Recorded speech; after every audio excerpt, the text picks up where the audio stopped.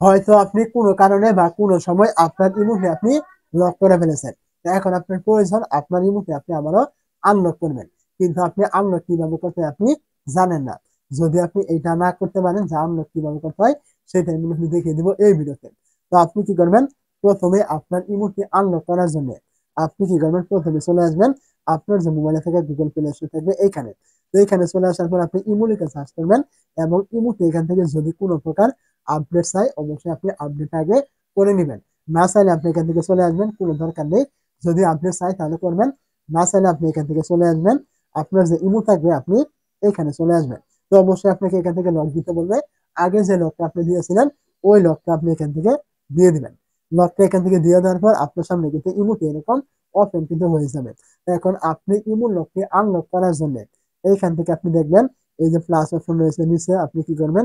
এখানে ক্লিক করবেন। তারপর আপনি এখান থেকে দেখবেন এই যে মোর নামে একটা অপশন থাকবে, এই মোরে ক্লিক করবেন।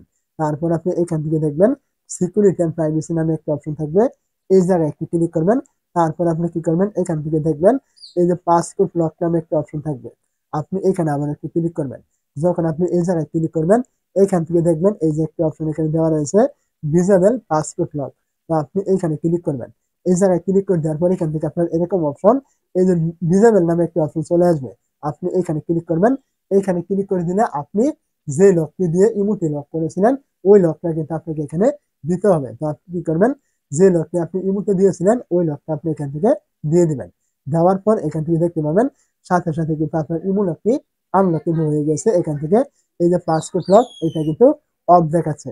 তো এখন যদি আমি ইমো থেকে আবার বেরিয়ে চলে আসি, এখন যদি আমি ইমোতে ঢুকি তাহলে এখান থেকে দেখবেন আমার ইমোতে কিন্তু আর লক নেই, ইমোতে কিন্তু আনলক কিন্তু হয়ে গিয়েছে।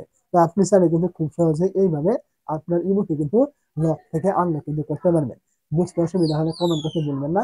আর এই টাইপের ভিডিওগুলি প্রতিনিয়ত পাওয়ার জন্য আপনি এই চ্যানেলের নতুন হয়ে থাকলে চ্যানেলটি সাবস্ক্রাইব করতে ভুলবেন না। দেখা হচ্ছে পরবর্তী ভিডিওতে। ততক্ষণ পর্যন্ত ভালো থাকবেন। খুদা হাফেজ।